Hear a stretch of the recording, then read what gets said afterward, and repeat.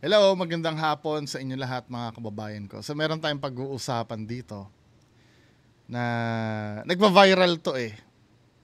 'Di ba? Hindi naman natin masyadong i-explore yung political aspect nito pero yung mismong issue yung pag-uusapan natin. Kilala niyo si Pantaleon Alvarez? Naalala ko ito yung panahon ni Duterte. Isa sa mga alay niya to, 'di ba? Sa mga kakampi ni Duterte. Dinidepensahan pa nga ni Duterte to dati, naalala ko eh. So ito yung ito yung issue. Yung girlfriend niya daw, pinatayuan niya daw ng So hindi ito yung original na asawa, ito ay girlfriend. Girlfriend. Pinatayuan niya daw ng mansion. So ito ay inexpose ng anak niya. Inexpose ka ng sarili mong anak. Ano kayang feeling nun? Siguro kaya siya natalo dahil sumisingaw na yan, Kaduda-duda din naman kasi yung hindi ko sinasabing kaduda-duda istorya ha. Naniniwala ako na may truth behind doon. Kaya lang yung timing ng paglabas ng istorya, medyo may pagka-political siya. Pero yung validity nung claim, parang medyo naniniwala ako. 'Di ba? Ang inaano ko lang yung timing, parang may pagka-political kasi ang daming time na pwedeng ilabas 'yan eh. Din ngayon lumabas, 'di ba? Nakakahiya. Tingnan nga natin kung may response na si Alvarez. Alvarez Mansion. Search nga natin. To. Panganay na anak na lalaki ni Congressman Bebot Alvarez at ang naging district chief of staff niya mula 2019 hanggang early 2024. Ang tanong, ba't sila nag-aaway? Mag-ama? Actually, yung Road to My Mansion, medyo isang bagay na nakakahiyang aminin, di ba, na totoo, pero andyan na nga, pinagawa niya ng mansion si Jen Maliwanag, yung girlfriend niya, dito sa Botanical, ang nagpagawa nun, si Kong. Naka-acquire siya ng parang 20 hectares na property dito. Tapos doon niya pinatuyo yung mansion ni Jen. Malaki yan eh. It's a 20 hectare property and yung mansion is sitting on top of a hill. No? Grabe! Before ka umabot dun sa mansion, gikan sa gate, murag na kay zigzag road, murag kang to Baguio City ba? Hindi kaya ng ordinaryong tao siguro kasi materialis vertes yung ganda mansion eh. Lahat ng mga class A na magandang kahoy, materialis. Hindi, sa totoo lang mga kababayan ko, nagbalak ako magpagawa dito ng cabinet dito sa bahay. Yung gagawin kong parang display case dati nun. Pucha, yung pagkahoy ang papagawin mo, mahal na pala, yung totoong kahoy talaga. Kasi 'di ba may nabibili naman sa SM na yung, alam niyo yung lawanet, yung mahina lang, yung pag nabasa yung laminated. Yung pag nabasa parang matutunaw siya. Kaya nauwi ako sa aluminum eh. Nung bala ko magpagawa niya, mahal pala nun. Pucha, yung ginawa akong design na gagawin kong display yan dati. Maliit lang siya, parang isang wall lang, aabot ng 30,000. Wala pang glass yun Mahal pala ngayon yung kahoy. Samantalang nung araw, pag nagpapagawa yung tatay ko niyan dati sa Mindoro noon, hindi siya ganun kamahal eh. Tapos gagawa ka ng bahay na ganyan, Alam ko nga, malaki pa ni Jen noon, yung bintana daw, parang imported pa eh. Yeah. Wow! Somewhere sa Thailand pa yun. Kalimutan ko kasi po. Sarap! Kasi I think 20 hectares yun. Tapos yung buong 20 hectares na yun, na palibutan ng concrete perimeter wall. Medyo magastos siguro ipapaderan mo yung 20 hectares. Grabe, Ang ganda nung pader! Ba, sa highway, paakyat dito sa mansion mismo. Pero alam ko, pera ng government yung ginamit pa, yung mula sa mapapaakyat doon sa ito na yung daan, tractor. Idiretso na doon sa bahay niya yung kalsada. Yung road to yung pinagawa dun sa ano, dun sa yung daan, yung pupuntahan ng daan, bahay niya lang. Grabe namang ano yun. To my mansion, totoo yan. Kasi nagpagawa naman talaga, makita naman natin ng kalsada mula sa highway, papunta doon sa gate. Nakikita nyo? Talaga, makita naman natin ng Tama ha? kalsada mula sa highway. From highway, papunta dun sa ano niya. Sa gate, mansion. Pagkatapos sa gate sa mansion, naputol. Talagang ginawa yung kalsada na yun para doon sa pinatayo niyang mansion kay Jen. Mga ilang, may 1 kilometer kaya yon. Pucha, magkano yun? Yung dito nga lang sa amin yung nire-repair na daan nga lang dito sa amin, milyones na eh. Yan kaya? Ano kaya yung... Ay, basta ang sa akin lang, no, yung road to my mansion na yan, kami magkakapatid, pamilya namin, wala kaming kinalaman dyan. Na kami, no, ako, mga kapatid ko, may kanya-kanya kaming tirahan. Yung road to my mansion na yan, ginawa talaga yan para kay Jen. Yung girlfriend ni Papa, ni Pompeo. Medyo may pagka, ano siya, no? May pagka bitter na... Hindi, yun lang naman ang tingin ko. May pagka-bitter rin siya na mas inuna pa itong girlfriend kesa sa kanila. 'Di ba? Na sila yung dugot laman. Pero feel ko maganda na rin yan eh. At least ma-expose, no? 'Di ba? Kaya nga ano dapat yung mga nakakaalam ng baho mo, hindi mo dapat kakalabanin eh. 'Di ba? Yan din yung question na mystery na kahit ako hindi ko alam. Sa pagkakaalam ko, no, wala naman siyang malaking negosyo na kaya siguro magpatayo ng ganyang kalaking propiedad or mansion. Pero yung property dyan, no, total nasabit na nga lang din naman pati yung mga pangalan namin. Wala po kami nalaman dyan, hindi po kami yun naman pala, nasasabit sila. tumira dyan, and never po kami tumira dyan. Meron po kaming mga sarili-sariling bahay na inuwian. Yun nga po yung nakapagtaka eh. Alam ko, wala naman talaga siyang negosyo si Papa sa kanya. Hindi ko alam kung paano siya nakapagpatayo ng ganyan. Alam mo na. Hindi ko alam, honestly, kung paano nakapagpatayo si Kuwang ng ganyang klaseng mansion. Dahil sa pagkakaalam ko, wala naman siyang ganyang kalaking negosyo. Ako, hindi ko ako familiar sa kung ano yung mga properties dyan. No? Pero alam ko, marami siyang napundar sa Siargao. Mga beaches, ganyan. Sarap! May isla pa nga siguro. Siyang nabili doon. No? Basta, I mean, kahit sa Siargao naman, alam ng mga tao na madami siyang na-acquire na property doon. Alam ko, sa Samal meron din pati sa Davao City. Yung sa may parang bundok. Yung parang, sa Shrine, sa Shrine Hills. Na-acquire, lalo ng mga na-acquire niyan during speaker. About 1 billion, no? Most likely. Pero, yun lang, di ba, nakapangalan sa mga dami mga corporation. Dami corporation. Pagkakaalam ko. Pero, ang alam ko, yung ibang property niya, parang pinapangalan ata niya kay Jen. Kakahiya, no? Kaya talagang, alam mo nung election talaga, ito promise, mga binoto ko talaga, hindi yung mga luma Kahit pa, alam mo yun, kahit pa sabihin mong effective yung wag naman magtatampo sa akin si Gatchalian, no? Nagugustuhan ko naman si Gatchalian sa Valenzuela. Kaya lang, parang alam mo yung nakakatakot na anytime parang may sisingaw na baho pag ang iboboto mo yung mga luma. Dahil alam mong matagal na sila dun sa pwesto, parang hindi na maaalis sa isip mo na meron talaga silang ginawang hindi maganda. No? Alam ko, unfair naman ibintang yun sa ibang, sa ibang politician na hindi ko naman alam kung mabait naman talaga or mabuting tao. Kaya lang, nandun yung takot na alam mo yung maluloko ka na naman na akala mo mabuti. Ilang beses na nangyari sa Pilipinas yan? 'Di ba?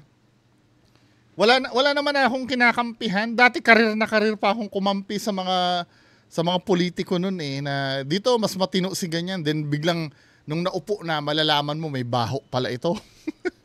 Then yung isa naman, nako, mukhang iba to. Ito na may iboboto mo, malalaman mo may baho din nasisingaw. Parehas lang talaga.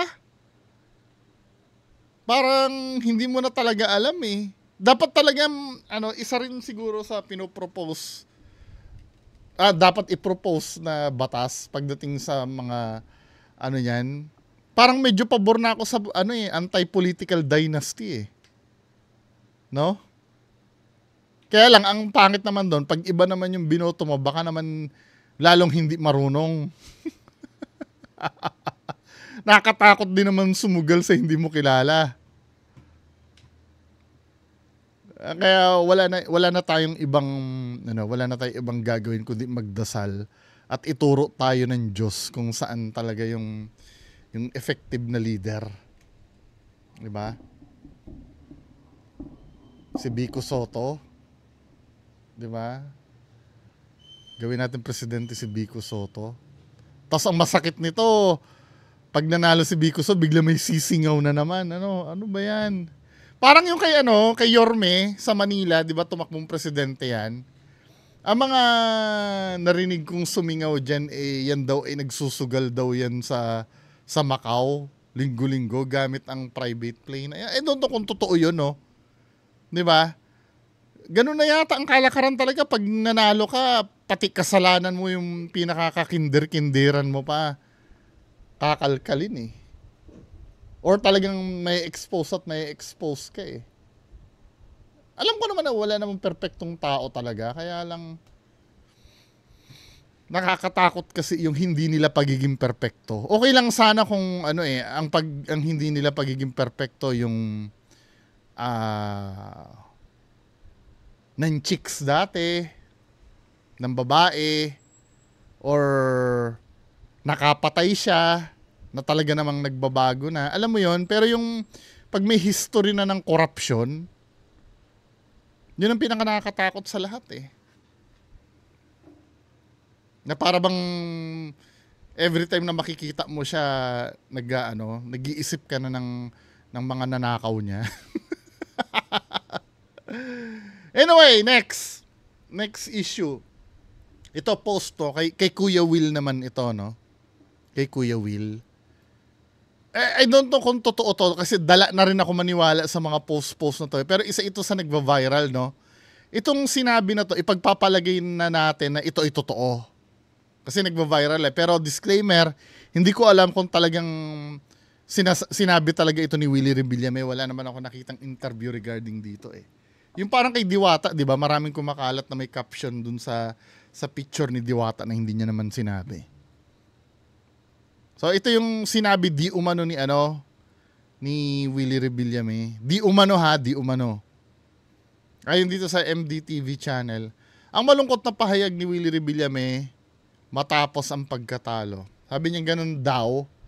Okay lang na matalo ako, at least makaka-focus ako sa pamilya at trabaho ko.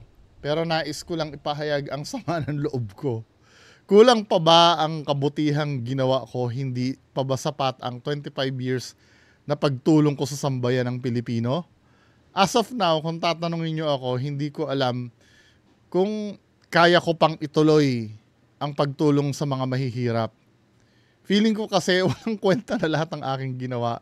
Ang higit sa lahat, isa ako sa pinakakonting boto na natanggap sa lahat ng kandidato na kilala.